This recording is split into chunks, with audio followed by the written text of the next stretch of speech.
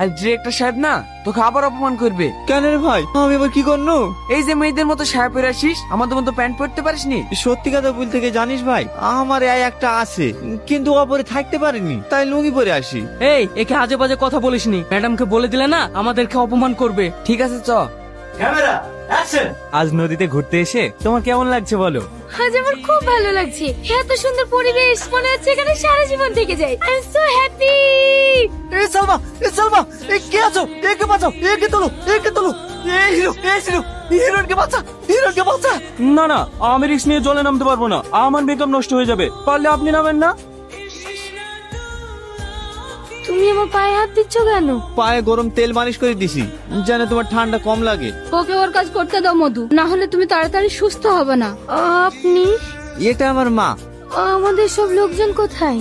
ওরা সবাই খাওয়া দাওয়া করতে গিয়েছে মধু। আমি এত করে বলনু এখানে খেয়ে যেতে, কেউ খালো না। বাবু বলছিল তুমিও নাকি সকাল থেকে কিচ্ছু খাওনি। দাঁড়া মধু, আমি তোমার জন্য খাবার নিয়ে আসছি। মা একটু ওঠো, 4টি ভাত খেয়ে দাও।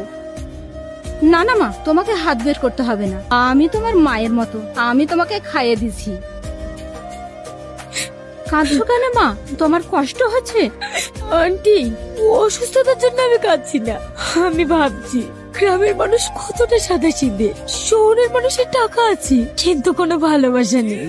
গ্রামের মানুষ কত সহজে মানুষকে আপন করে নেয়, আর শহরের মানুষ শুধু টাকা টাকা আর টাকা। জানেন আন্টি, এরকম ভালোবাসা আমি কখনো কোথাও পাইনি। কাঁদো না মা, এখানে যে কদিন আছো আমার কাছেই থাকবা।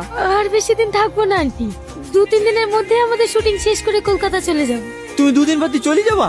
হ্যাঁ, তাই ভাবছি বাকি দিনগুলো এই গ্রামটা ঘুরে দেখবো। তুমি দেখাবে না? হ্যাঁ হ্যাঁ, অবশ্যই দেখাবো।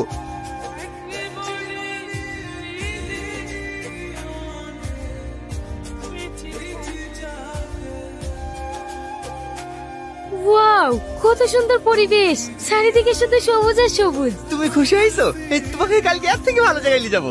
কালকে আমি থাকবো নাকি? কাল সকালে আমরা কলকাতা চলে যাব। সত্যি বলছো? তুমি কালকে চলে যাবা? হ্যাঁ, আমি চলে গেলে তোমার কষ্ট হবে না? কষ্ট তো একটু হবেই, এই কদিন ধরে একসাথে বেড়াচ্ছি না। কই, আমাকে তো একবারও জিজ্ঞেস করলে না তোমাকে ছেড়ে গেলে আমার কষ্ট হবে কিনা।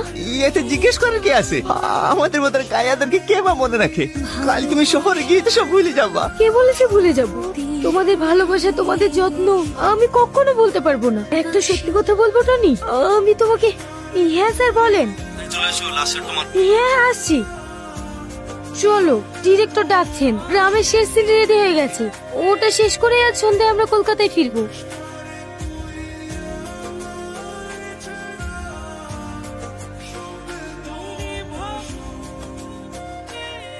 Camera action.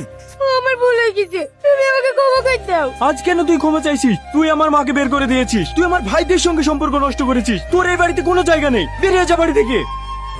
এক্সিলেন্ট সালমা, এবার তুমি ভাবো তোমার স্বামী তোমাকে কতটা ভালোবেসে। মুখে এক্সপ্রেশন দাও, স্যাড স্যাড। আমাকে ক্ষমা করে দাও, আমি বুঝতে পারিনি যে গ্রামের মানুষ এতটা ভালো। তোমার কাছে থাকতে থাকতে আমি তোমার ব্যবহারে আচরণে কবে কবে তোমাকে ভালোবেসে ফেলি। আমি তোমাকে ছেড়ে এক মুহূর্ত বাঁচতে পারবো না, দয়া করে আমাকে গ্রাম থেকে তাড়িয়ে দিও না। I love you Tony, I love you. What is this Salma? Are you mad? তুমি কি পাগল হয়ে গেছো? লোকাবাদ দিয়ে টনি এখানে জড়িয়ে ফেলছো।